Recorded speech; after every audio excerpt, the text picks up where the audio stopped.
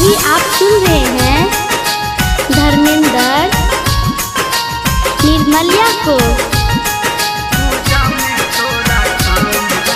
Music by Hrithik रेस।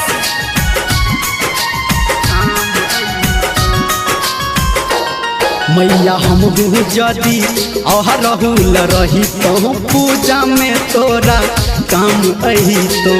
मैया हम जदि रहूल रही तो पूजा में तोरा काम अही तो। पूजा में तोरा काम अही तो गे, पूजा में तोरा काम अही तो गे।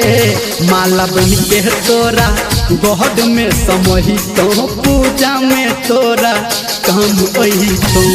मैया हम जदि रहूल रही तो पूजा में तोरा काम अही तो।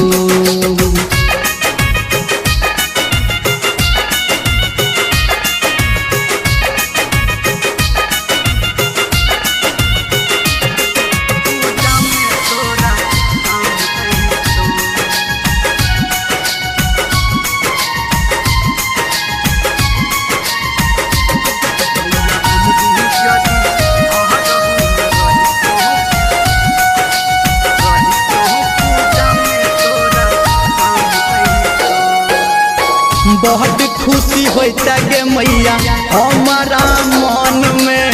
आ डलिया में लोढ़ के तोरा चढ़तो जे शरण में। हाँ बहुत खुशी होता गे मैया हमारा मन में। आ डलिया में लोढ़ के तोरा चढ़तो जे शरण में। खुशबू बन के मैया बगिया गम कब तो पूजा में तोरा काम अही तो। मैया हम जदि रहूल रही तो पूजा में तोरा काम अही तो।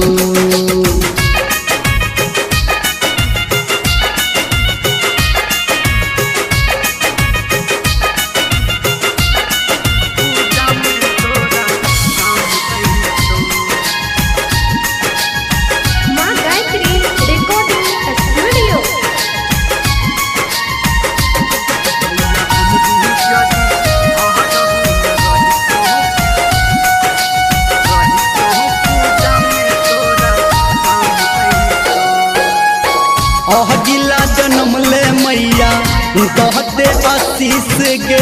आ बेटा के तोरा दर पे झुकल छौतीस गे। हाँ गिला जन्म ले मैया कहते आशीष गे। आ बेटा के तोरा दर पे झुकल छौतीस गे। पचरा धर्मेंद्र माँ गायब के सुनेब तो पूजा में तोरा काम अही तो। मैया हम जदि रहूल रही तो पूजा में तोरा काम अही तो। पूजा में तोरा काम अही तो गे, पूजा में तोरा काम अही तो। माला बन के तोरा गहड में समही तो पूजा में तोरा काम अही तो। मैया हम जदि रहूल रही तो पूजा में तोरा काम अही तो।